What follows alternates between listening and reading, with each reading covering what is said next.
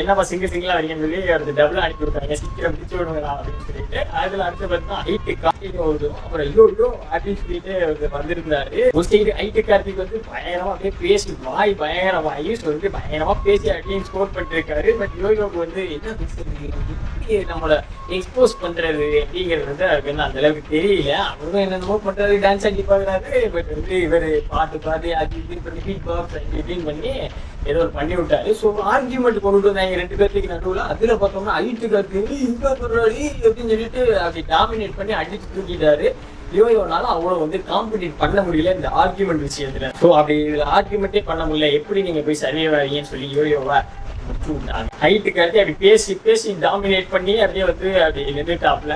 வெளியே போய் வந்துட்டு அந்த கேமரா முன்னாடி அந்த ஃபீட்பேக் கொடுக்குற வந்து சீன் காமிச்சிட்டு இருந்தாரு. நீ இன்னும் நல்லா பண்ணிருக்கலாம், நீ பண்ணாம விட்டுட்ட அப்படின்னு சொல்லி சீன் போட்டுட்டு இருந்தாரு. உனக்கு வந்து தெரியும் அந்த டிஸ்குவாலிஃபை